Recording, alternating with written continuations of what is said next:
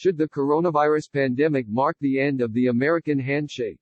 Dr. Anthony Fauci, the nation's leading expert on infectious diseases, thinks so.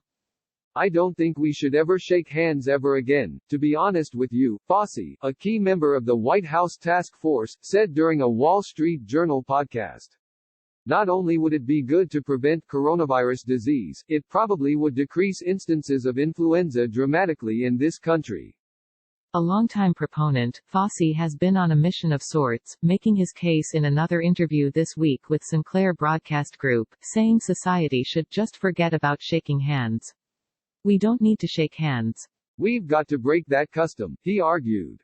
Tune into ABC at 1 p.m. Eastern Time and ABC News Live at 4 p.m. Eastern Time every weekday for special coverage of the novel coronavirus with the full ABC News team, including the latest news, context and analysis. When asked to clarify his controversial stance Thursday morning, Fauci said he doesn't expect his suggestion will stick but that he can always hope.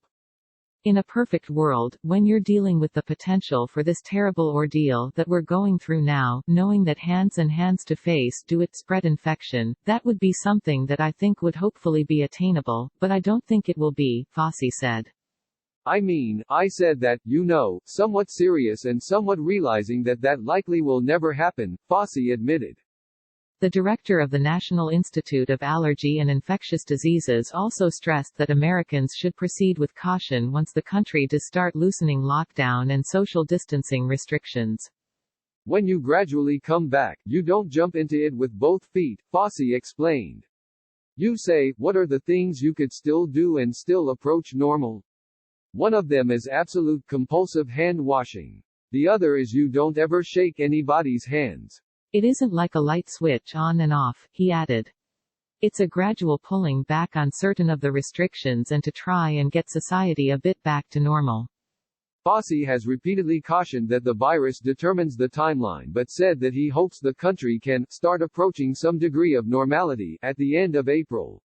And if he had his way, that return to normalcy would not include the handshake. His view might already have made an impact on President Donald Trump, a self-professed germaphobe since before the pandemic, who suggested last month that maybe people aren't going to be shaking hands anymore even after the coronavirus outbreak is contained.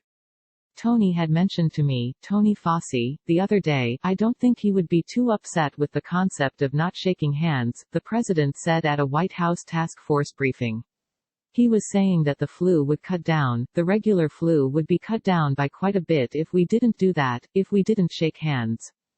Amid the ongoing pandemic, people around the world have replaced handshakes with elbow bumps, head nods, peace signs and foot taps, or avoided contact with others entirely, in an effort to slow the spread.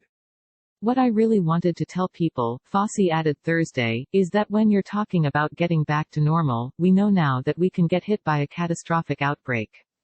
It can happen again, so we really need to be prepared to respond in a much more rigorous way.